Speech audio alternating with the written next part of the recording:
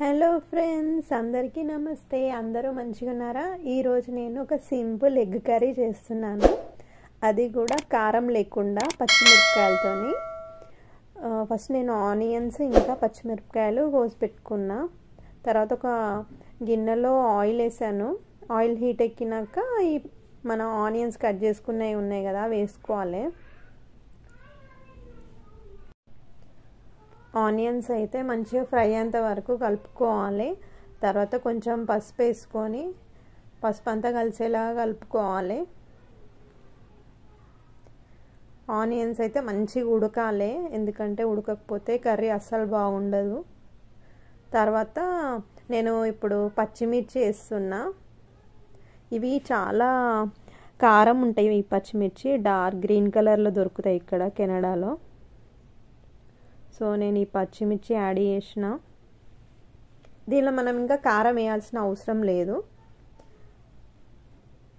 ఈ ఆనియన్స్ ఇంకా పచ్చిమిర్చి మంచిగా ఫ్రై అయ్యేంత వరకు ఇట్లా ఫ్రై చేసుకుంటూ ఉండాలి. ఈ ఆనియన్స్ మంచిగా ఫ్రై అవ్వాలంటే కొంచెం మనం ఉప్పు కూడా వేసుకోవాలి దీనిలో. సో కొంచెం ఉప్పు అయితే వేసిన నేను. ఉప్పు వేసి మొత్తం కలిపేసుకుంటున్నా. ఆనియన్స్ పచ్చిమిర్చి అయితే కొంచెం బాగానే ఉడికినాయి. తర్వాత ఇప్పుడు కొంచెం అల్లం వెల్లుల్లి పేస్ట్ వేసుకోవాలి. పచ్చివాసన పోయేంత వరకు ఇది కలుపుకోవాలి.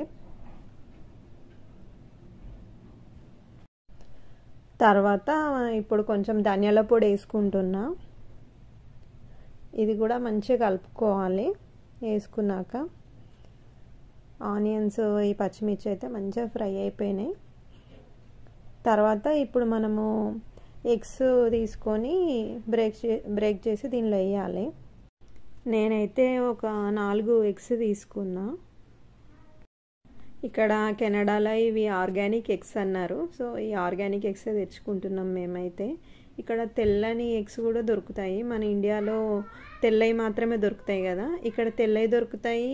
ఈ బ్రౌన్ కలర్ ఇవి కూడా దొరుకుతాయి.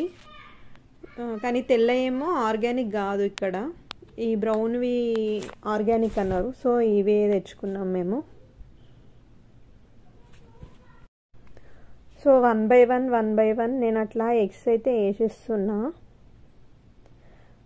అయితే ఈ ఎగ్స్ వేసినాక మనం వెంటనే కలపొద్దు. ఈ ఎగ్స్ వేసి మనము మూత పెట్టేసేయాలి. 5 నిమిషాల తర్వాత ఒకసారి మూత తీసి చూస్తే చూడండి, ఇట్లా కింద సైడు కొంచెం ఉడికింది. సో అది ఫ్లిప్ చేస్తున్నాను, ఇంకో సైడు తిప్పుతున్నాను ఎగ్స్ని. ఇట్లా చేస్తే ఏంటంటే మనకి ఎగ్స్ మంచిగా ముద్దలాగా వస్తాయి అన్నమాట.